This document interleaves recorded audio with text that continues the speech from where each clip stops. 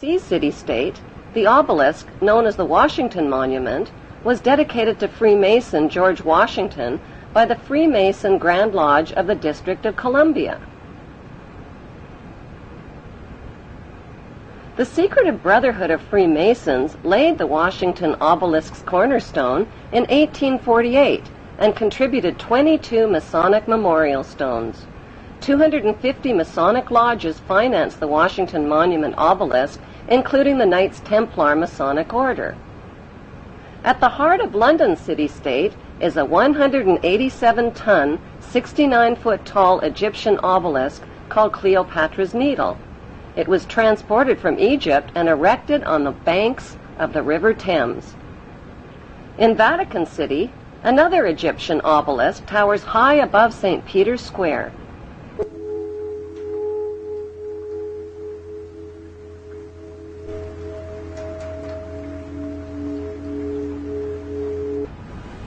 What exactly is an obelisk?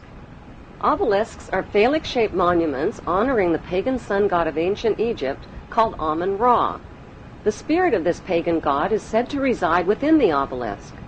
Obelisks symbolize the phallus and fertility.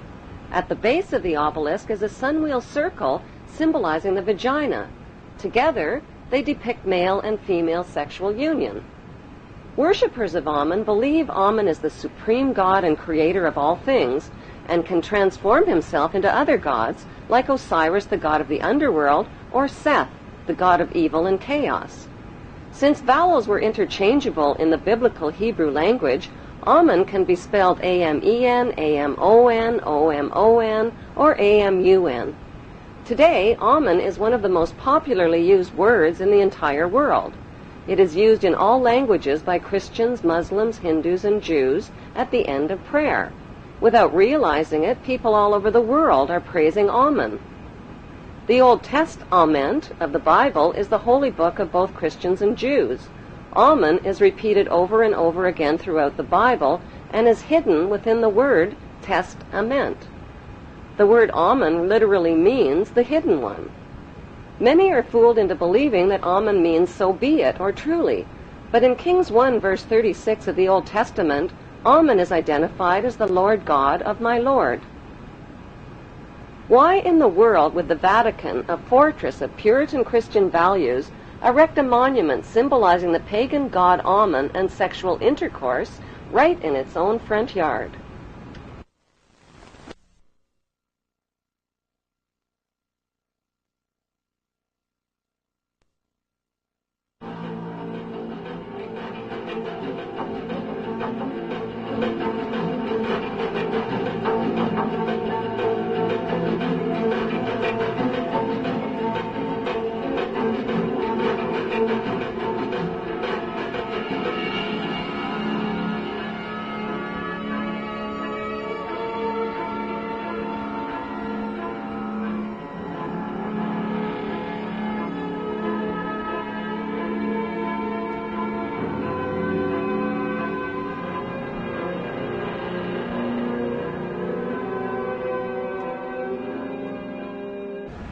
Bloodshed between the Israeli Jews and the Palestinian Muslims is routinely reported by the Western news media.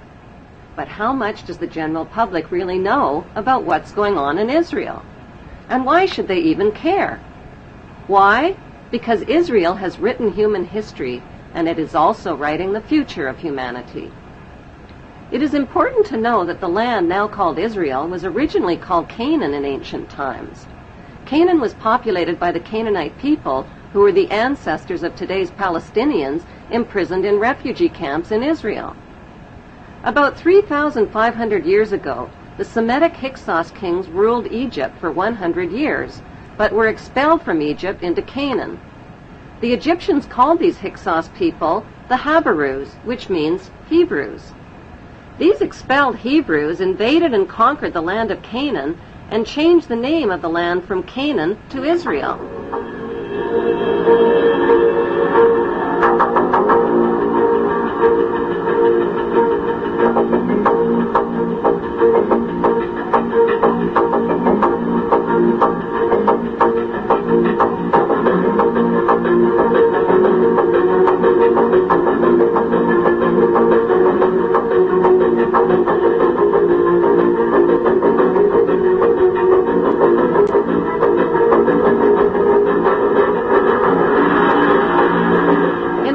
45 AD, the name was once again changed to Palestine after the Romans conquered the land. As recently as 1948, the name was officially changed back to Israel again by the Hebrew Zionists, who slaughtered and drove the Palestinian people from their homes, land, and villages after World War II.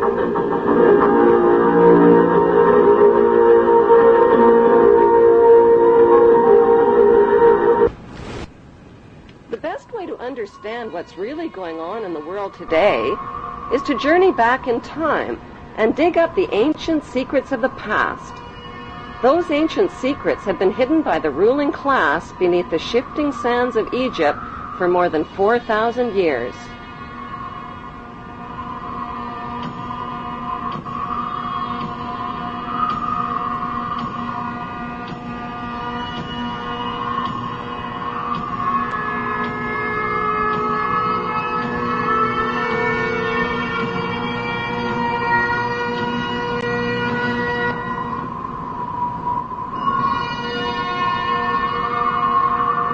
Historian travel guides like Josephus, Herodotus, and Manetho, as well as writers like David Rohl, Ralph Ellis, and Niels Peter Lemke, provide flashlights into the past. The earliest remains of human life on Earth were discovered in Africa. The ancient Egyptians kept detailed records of their culture and history in tombs, in temples, and on pottery, using pictures and writings called hieroglyphics.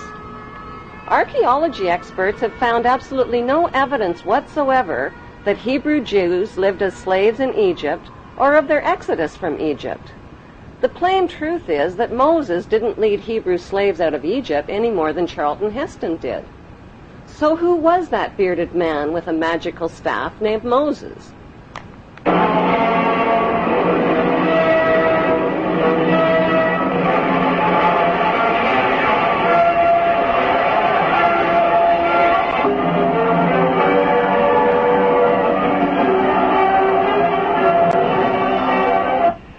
There is not one shred of archaeological evidence for the existence of Moses or of any of the Bible's main cast of Hebrew characters, from Abraham to Jacob to Joseph to King David to King Solomon. There is, however, plenty of evidence for the existence of Egyptian pharaohs who these biblical characters are based on. The Bible's Old Testament has carefully covered up the connection between the Egyptian pharaohs and the Hebrew patriarchs by mixing up historical facts with myths and legends.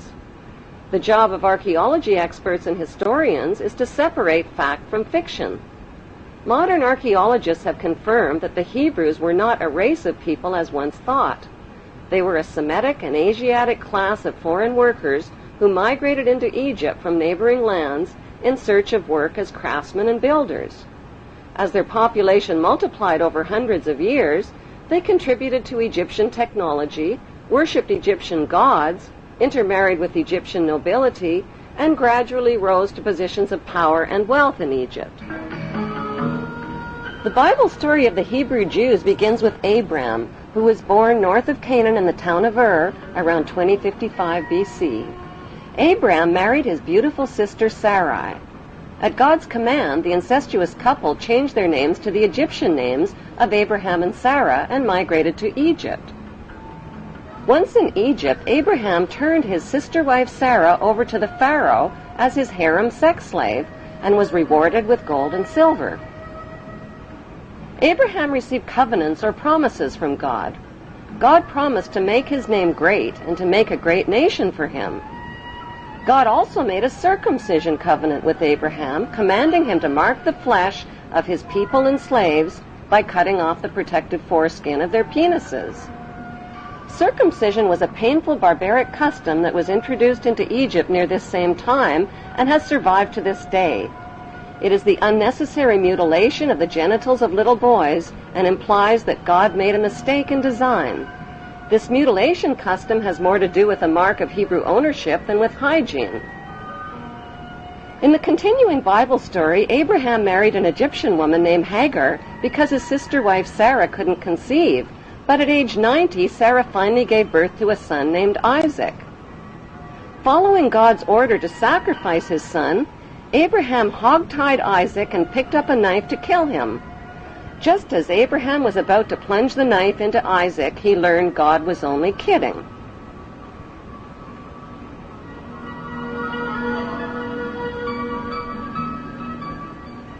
Who was the ruling Pharaoh that the Bible neglects to identify when Abraham and Sarah reached Egypt?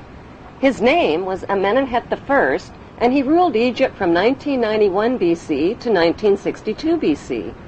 The name Amenemhet means Amen is the head. Besides Pharaoh Amenemhet and biblical Abraham living in the same place at the same time,